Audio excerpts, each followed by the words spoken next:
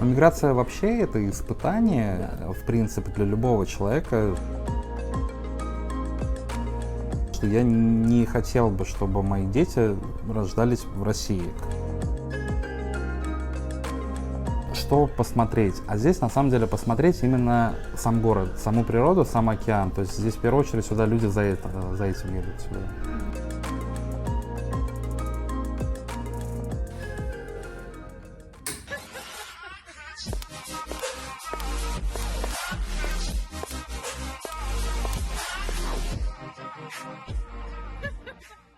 Для тех, кто попал на канал впервые, меня зовут Даша. С 2017 года я живу в Латинской Америке, говорю на испанском языке, понимаю специфику менталитета местных, ориентируюсь в вопросах недвижимости. Каждый месяц с моим участием более 60 семей обретают в Аргентине свой новый дом. На этом канале я рассказываю о самых волнующих вопросах, связанных с переездом в Аргентину. Это получение ВНЖ и гражданства, аренда квартир и инвестиционная покупка недвижимости. Так как со мной часто консультируются и те, кто готовится к переезду, и те, кто уже давно проживает в стране, то наиболее часто задаваемые вопросы я классифицирую по темам и на их основании формирую сценарий своих выпусков, чтобы самая актуальная информация стала доступна каждому. Таким образом, основные тематики выпусков на канале посвящены: первое – подготовке к переезду и процедуре получения ВНЖ.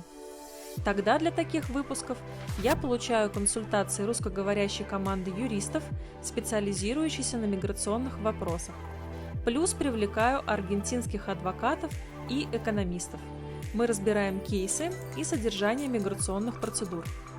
Второе. Выпуски на тему арендной недвижимости. Также в помощь каждому телеграм-канал, где я размещаю результаты работы своей команды по заселению в квартиры, найденные под индивидуальные критерии и бюджет. В окошке «Поиск» внутри канала по хэштегу «Отзывы» и хэштегу «Наши новоселы» каждый сможет ознакомиться с результатами. А еще в канале есть некоторые свободные варианты квартир, чтобы вам было удобно сориентироваться по ценам и условиям на объекты, отсмотренные нами на просмотрах для других семей. Третье. Выпуски по вопросам инвестиций в недвижимость. Я разбираю особенности сделок купли-продажи земли, квартиры или дома. Для того, чтобы связаться со мной, используйте контакты в описании под видео. Свежие выпуски с актуальными новостями и разборами кейсов на канале «Аргентина на каблуках». Нажмите на кнопку «Подписаться на канал» и на колокольчик, чтобы не пропустить.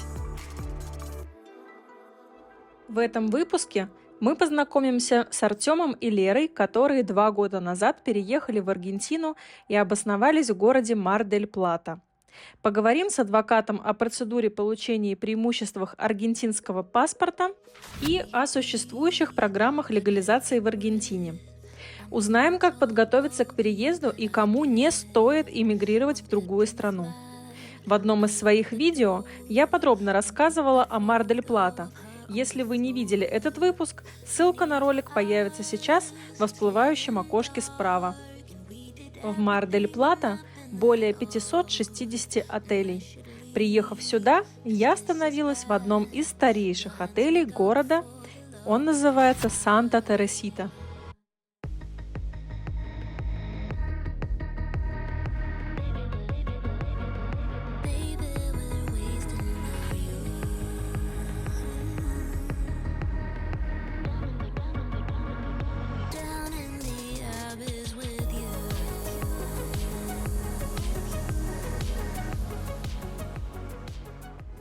Строительство отеля началось в 1940 году.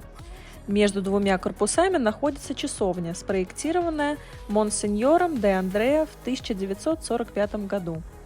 Здесь выставлено изображение Святой Терезы, вырезанное на стекле в натуральную величину. Это изображение исключительной красоты. Оно было изготовлено вручную во Франции и отправлено более 70 лет назад его святейшеством папой в Аргентину для епископа де Андреа. Коробка с изображением святыни осталась застрявшей в порту Буэнос-Айреса. Оказывается, уже тогда Аргентина испытывала сложности с почтово-курьерскими службами. Итак, годы спустя она хранилась на складе, и только в октябре 2005 года изображение святой Терезы расположили в часовне отеля, которому она дала свое название.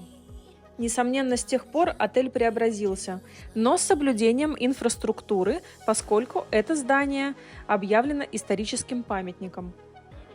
Ну что, посмотрим номер. Отель Санта-Тересита. Находится прямо с видом на побережье. Посмотрим, как выглядит номер. У меня вот такой большой номер. На 2-м этаже. Это по нашим меркам 3-й. Ай, с таким вот видом на море. Ну, просто роскошь. Здесь санузел. Тоже. Так, смотрите, как интересно сделано. Умывальник. Получается, у нас перед санузлом. И заходим в санузел. Очень светлый, потому что с окном. И тут ванная. И есть все необходимые принадлежности. Ванная.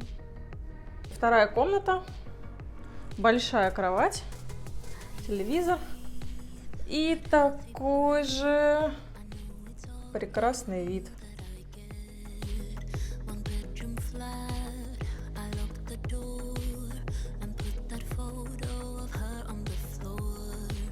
В отеле прекрасно работает рум-сервис, поэтому если вы проголодались, то вы можете заказать, например, горячее блюдо, мясное, аргентинское, прямо к себе в номер, и десерт. Это мой любимый флан. Мар-дель-Плата, также известный как Ла-Фелис, красивый прибрежный город, который многие аргентинцы выбирают для летнего отдыха. Однако в последнее время в нем также увеличилось число постоянных жителей. Помимо своей туристической сезонной привлекательности, этот город предлагает формат жизни у океана круглый год. Чтобы получить более широкое представление о том, что значит жизнь в Мар-дель-Плата, я взяла интервью у Артема и Леры, которые поделились своим опытом переезда в Аргентину и жизни в Мар-дель-Плата. Ребята, привет! Привет! Где мы сейчас находимся? Мы сейчас находимся в городе Мар-дель-Плата. За нашими спинами можете видеть Атлантический океан. Сегодня погода переменчивая, но вечер все равно теплый. Давно вы здесь в Мар-дель-Плата? 2 года. Какие у вас здесь самые знаковые события произошли? У нас здесь родилось 2 наших детей. У нас двойня, у нас сын и дочь. Сын Марсель и дочь Милана. Расскажите немножечко про процесс родов, может быть, как вы к нему готовились, как вообще, тебе было, как тебя приняли в госпитале, то есть был ли какой-то, не знаю, спецподход, может быть, пели ли тебе песни, либо как-то за тобой ухаживали, потому что многие рассказывают о том, что в госпиталях беременным даже массируют ноги. Ну, ноги мне не массировали. На самом деле мы весь процесс подготовки к родам, сами роды проходили вместе. Вот, это спасибо большое моему мужу, потому что это вообще колоссальная поддержка. Здесь проходили? Да, мы на каждую консультацию вместе ходили абсолютно. На каждую встречу с врачом. Везде, мне кажется, абсолютно везде, любой анализ, вообще абсолютно все. С переводом должна была помощь. Да, вот, и также нас поэтому везде вместе-то и пропускали. Это объединило вас? Да, определенно. Да. Вот. Мы и так всегда были сплоченные, но это, конечно, совместное. Миграция вообще это испытание, в принципе, для любого человека, с какой бы у тебя там устойчивой психикой не было и так далее. Это, конечно, выход из зоны комфорта. И здесь действительно могло бы быть абсолютно по-разному. Но либо с сплотило бы, либо наоборот. Но и я очень рад, что нас это наоборот только сплотило, и каждый день как-то делает сильнее вместе. Здорово. Ну а качество медицины как вот вам показалось? Как вы его оцениваете? Мы всем довольны. Качество медицины. Ну, я могу судить пока что, да, это пока что только по родам. В принципе, то есть мы тут ходили, да, по другим еще врачам, вот, но что мы можем сказать? Не знаю, у меня были изначально просто претензии к российской медицине. Я изначально предполагал, что я не хотел бы, чтобы мои дети рождались в России, какая бы хорошая там клиника не была, но у меня были определенные проблемы, да, как бы с доверием к российской медицине, они были обоснованы, как бы вот. Был неудачный опыт. Не у нас лично, да, но как бы в нашей семье, да. Вот, поэтому, да, были как бы сомнения. А вот по Аргентине как? По Аргентине, не знаю, мы как-то изначально доверились, кто-то пытается там переделать что-то, мы там вот так хотим или вот так хотим. У нас было полное доверие, потому что мы решили, что раз мы приехали сюда сами, нас никто не заставлял это делать, вот мы приехали, мы выбрали, значит, вот как бы как нам скажут здесь, так оно пусть и будет. Вот мы доверились, и я считаю, что очень все удачно, успешно. Очень часто будущие родители выбирают Аргентину страной для рождения своего ребенка. По аргентинским законам ребенок, родившийся в стране, становится ее гражданином, а его родители получают ПМЖ и право на получение аргентинского паспорта. С юристом Иваном Владимировым мы разберем преимущества аргентинского гражданства. Иван, мы с тобой в предыдущих выпусках достаточно много рассказывали о легализации в Аргентине по программе «Рантье», по рождению ребенка в Аргентине. И если говорить про паспорт Аргентины, то какие основные преимущества вообще паспорта Аргентины в целом по сравнению с паспортами других стран?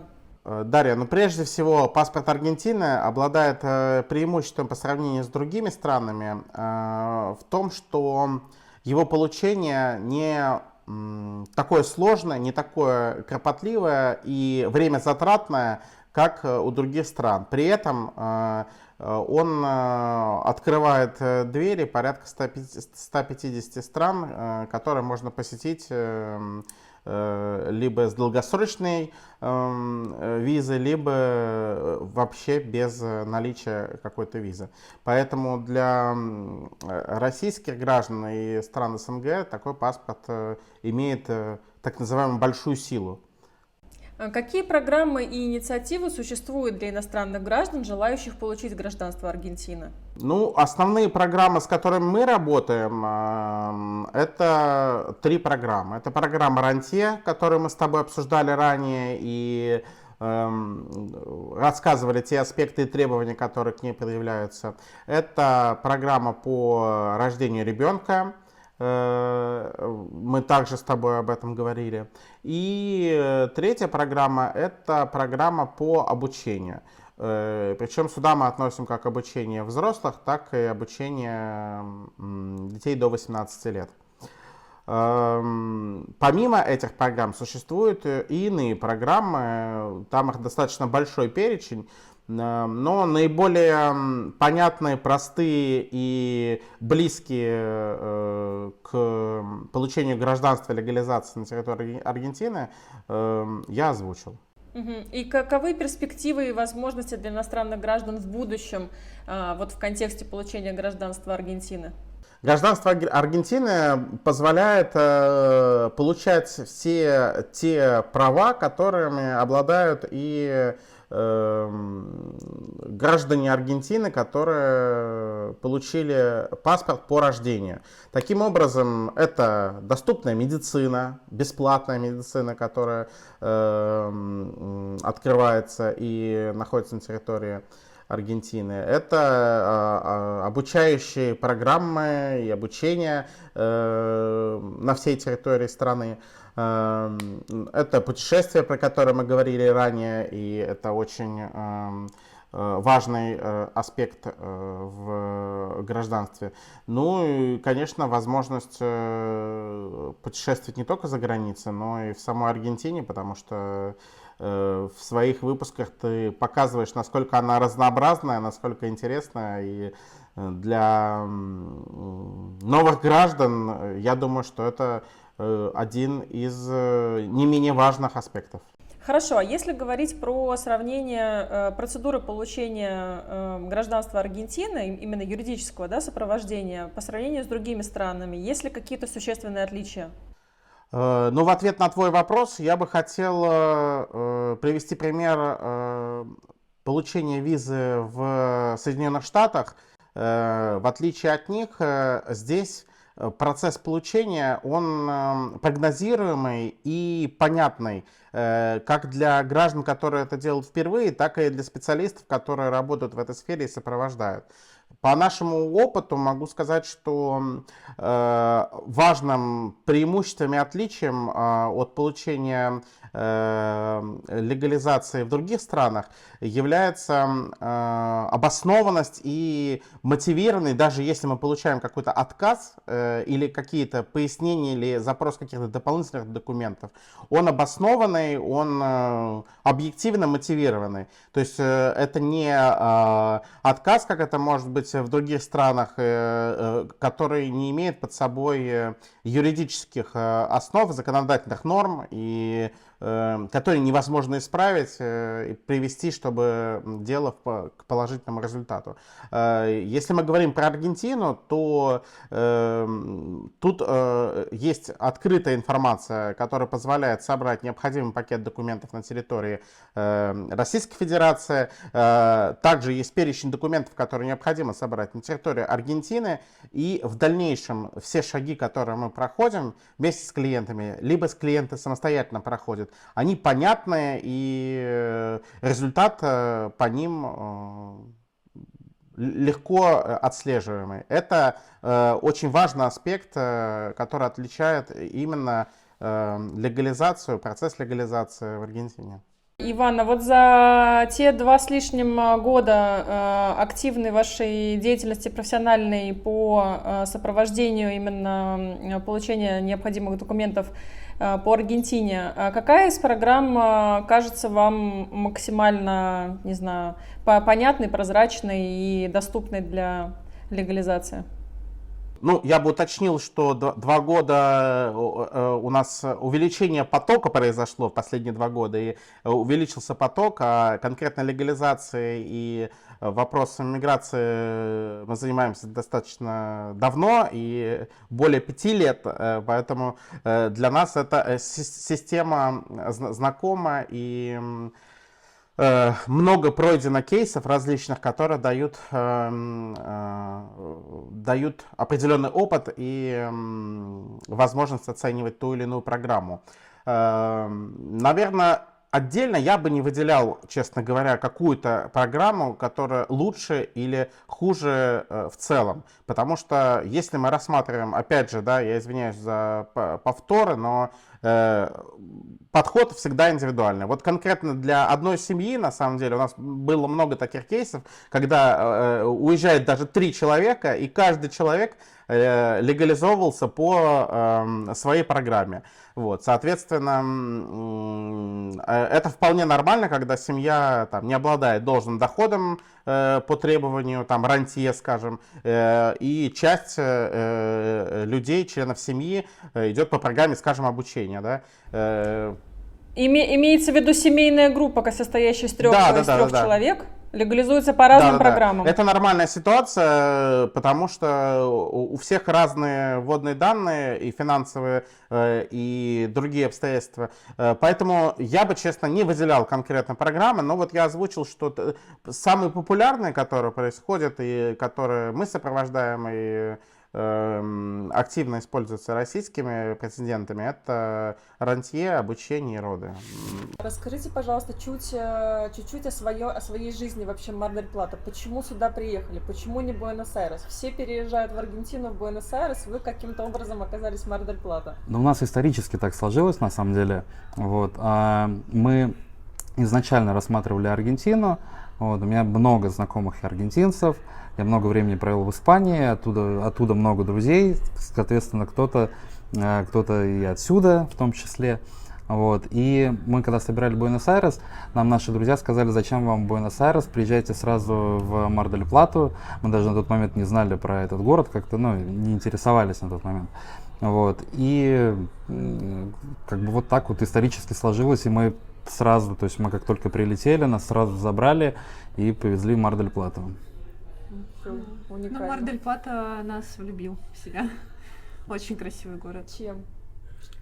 Что вот здесь нравится? Ну, он очень красивый. Действительно, здесь шикарная набережная, природа шикарная, боски, лес, как я уже говорила, да, эвкалиптовый лес, чудесный воздух. Вот.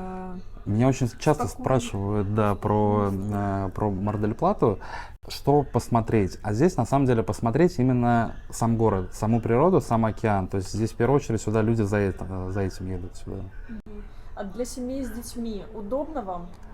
Более чем. Вот именно Мар-дель-Плата, в моем представлении, я думаю, что как-то в общей массе, он более семейный город. И здесь, если посмотреть, вот сравнить русскоязычное население в Буэнос-Айресе и Мар-дель-Плата. В Мар-дель-Плата более семейные люди.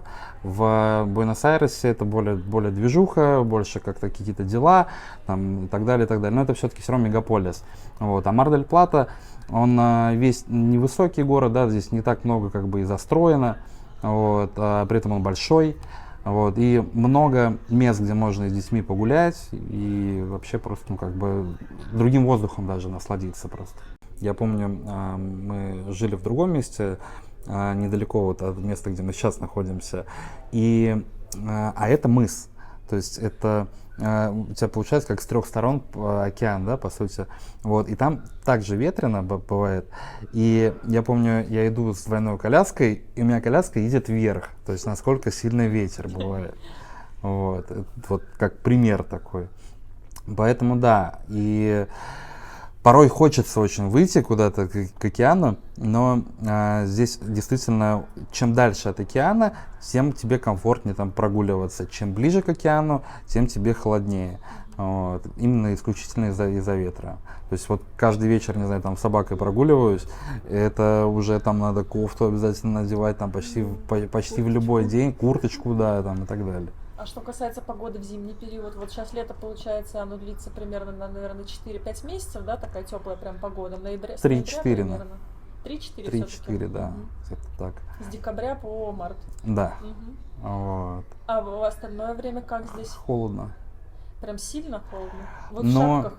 да, даже порой даже в шапках. Вот. Для понимания, я вообще не человек не из мерзливых, но здесь я буквально, не знаю, вот недавно себе привез Коламбию, куртку с мембраной, вот, потому что, ну, просто, откровенно говоря, холодно. И, не знаю, в России там шапки не носил, здесь там с собакой выходишь, там раз надел, да. То есть, Здесь там... самая тема — это еще жилетка на самом деле, потому что может быть жарко или резко холодно, погода очень переменчивая, она у тебя за один день буквально может в течение нескольких часов поменяться, вот, поэтому ты можешь надеть там футболку, но накинуть жилетку, да, если очень сильный ветер. Так, поэтому от ветра здесь нужно спасаться. Ребят, расскажите, пожалуйста, немножко про недвижимость. Как вообще здесь с квартирами? То есть вот вы уже в одном месте пожили, в 2 местах. Какая-то разница между районами, типами квартир или домов? То есть где рекомендуете жить? Самое главное, что нужно знать о недвижимости здесь, это то, что это курортный город, и здесь есть определенная сезонность. То есть сложнее всего и дороже всего квартиру найти можно в период, да, там, с декабря по март. Это самые обычно дорогие, самые сложные. Вот. Поэтому, конечно, лучше искать всегда на долгосрок и искать это вне сезон и заранее. Вот тогда, да, тогда можно найти. Вот. Они не пересматривают стоимость на летний период в этом случае, если долгий контракт на это один в год? зависимости уже, да, от контракта. Условий. Да. То есть могут включить в контракт условия, что они пересмотрят стоимость на лето? Да, да.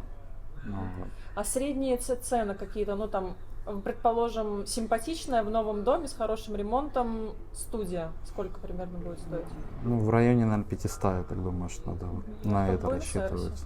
Ну, да. Можно найти, бывает предложения там и по 200, вот, бывает предложения там 400, бывает 700 и 1500, то есть, ну, очень разнятся. Но вот так вот, я думаю, чтобы 100% найти, наверное, квартиру, которая понравится, я думаю, да, 500, наверное, где-то. Да, где-то так. Легко ли здесь купить автомобиль? Тоже частый вопрос наших, которые приезжают уже жить, понимают, что они хотят жить на уровне, как они жили в России, то есть, понятно, квартиру уже сняли, детей родили, дети уже даже пошли учиться куда-то в садике, школа, теперь машина. Но первое, что надо знать, то, что чтобы выйти на уровень по автомобилям, на уровень, как вы жили до этого, здесь нужно этот уровень поднять примерно раза в 4 порой, как бы, в зависимости от автомобиля. Потому что я смотрел, например, у меня в России остался автомобиль, на данный момент не продан, вот, не продавали. Но если я его продам, наверное, мне надо добавить в 2-2,5 раза еще столько же, чтобы купить здесь такой же. Потому что с определенными марками там здесь, с хорошими автомобилями здесь проблема. Они действительно здесь очень дорогие. Вот, поэтому в этом плане немножко надо свой пыл как-то приумерить. Вот, и тщательно, да, наверное, смотреть, выбирать. Я обращался за подбором. Вот, но я искал определенную тоже модель, вот, по надежности, там, чтобы было и так далее. Вот, я обращался за подбором, потому что машина, которая мне была интересна, с определенным мотором, она находилась в Буэнос-Айресе. Вот, и ребята съездили, ее посмотрели, все, я приехал только на подписание там документов, на передачу денег.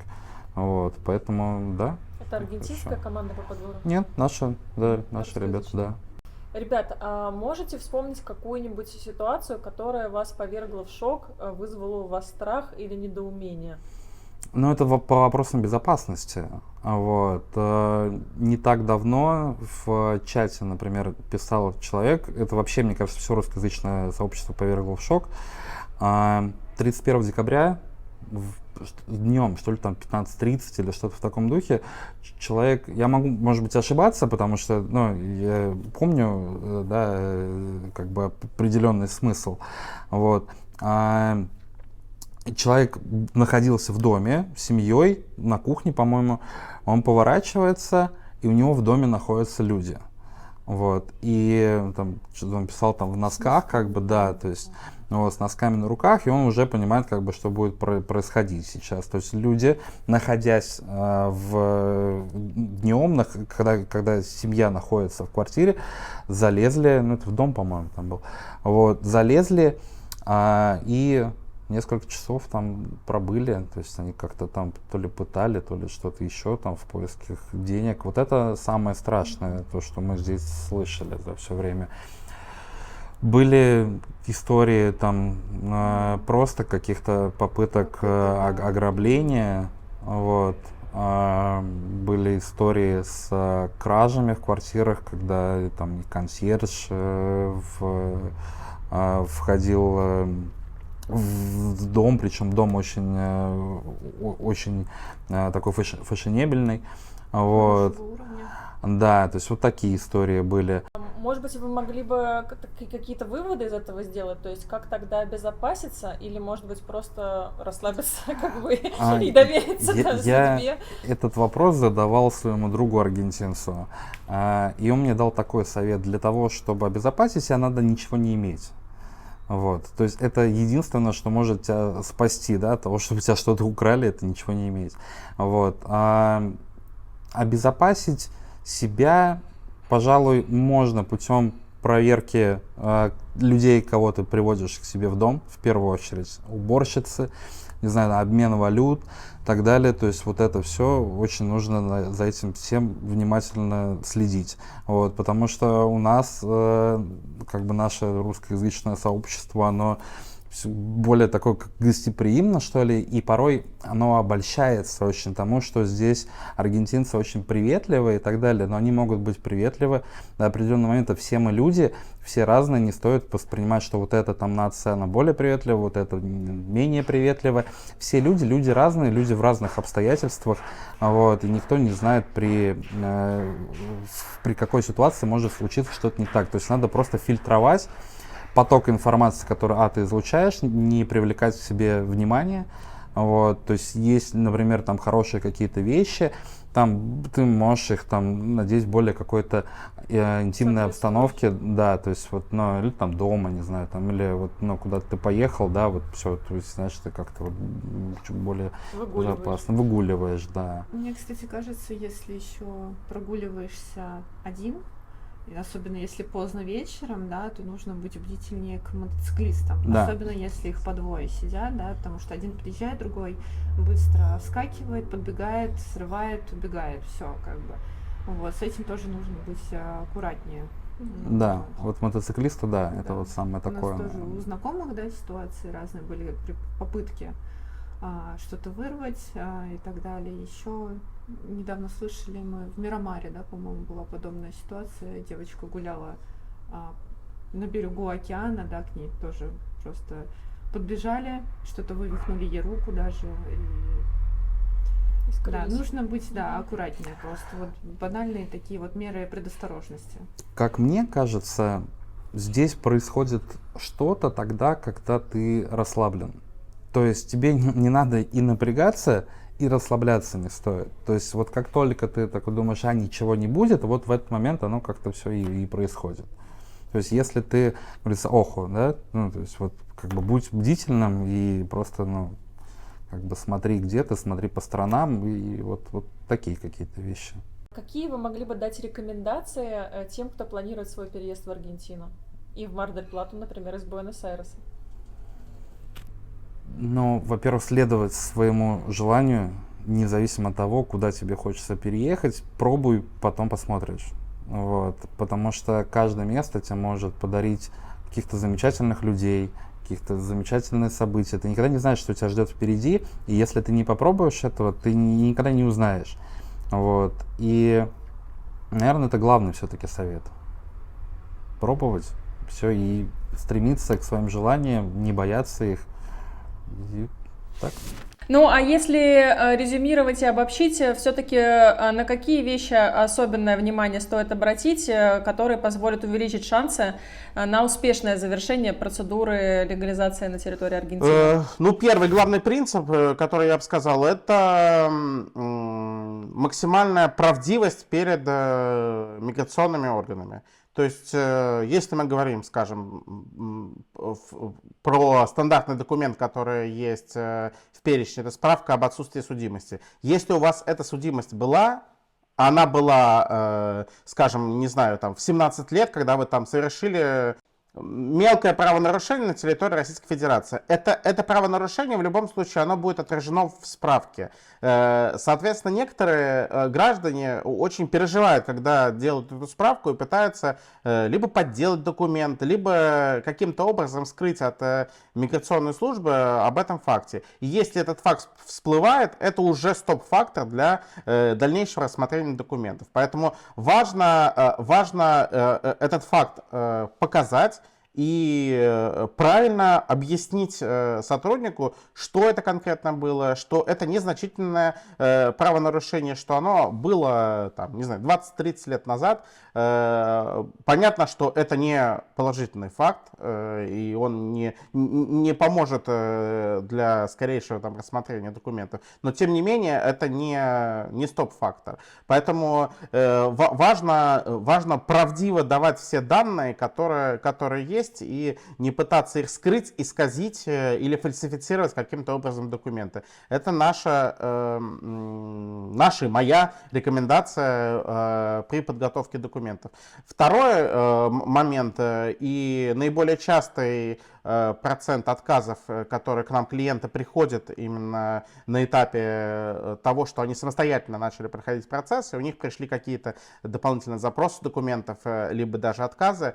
В основном они связаны с оформлением документов, оформлением в плане технических ошибок. Мы говорили об этом, когда с тобой говорили про роды, о том, что могут быть какие-то ошибки и нестыковки именно в документах. Чаще всего они происходят не из-за глобальных каких-то проблем, а из-за того, что просто элементарно человеческий фактор, какая-то произошла ошибка незначительная, которая в целом дает для органов вот эти нестыковки и вопросы дополнительные к кандидатам. Поэтому вот здесь, наверное, это два таких важных направления. Во всех остальных случаях они, конечно, индивидуальные, поэтому вот так Ну, они очень индивидуальны, действительно, потому что даже если взять ту же программу Рантье, это может быть там разный вид недвижимости или источника пассивного дохода, то есть здесь совсем разный пакет документов, разные обоснования и масса тонкостей, которые необходимо учитывать. Безусловно, поэтому здесь важно рассматривать не глобально, а подходить именно конкретно к тем вводным данным, которые есть в конкретном случае. Это очень важно, досконально получить всю информацию, проанализировать ее и сделать соответствующие выводы. Вот несколько советов тем, кто планирует переезд в другую страну. Для начала определите для себя подходящую иммиграционную программу. Соберите все необходимые документы. Оцените свои финансовые ресурсы и убедитесь, что у вас есть достаточно средств для оплаты иммиграционных сборов, переезда, первоначальных расходов на жилье, питание и других необходимых расходов на первое время после переезда. Иммиграция может быть стрессовым периодом, поэтому подготовьтесь к адаптации в новой стране. Изучите местную культуру, обычаи, правила поведения, а также основы языка. Поддерживайте связь с уже живущими в стране друзьями или родственниками, если у вас есть такая возможность.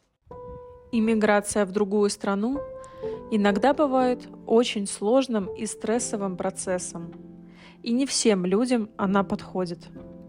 Вот несколько ситуаций, когда иммиграция может быть не рекомендована. Первое. Людям с серьезными медицинскими проблемами. Тогда может быть трудно получить необходимую медицинскую помощь в другой стране, особенно без соответствующей медицинской страховки.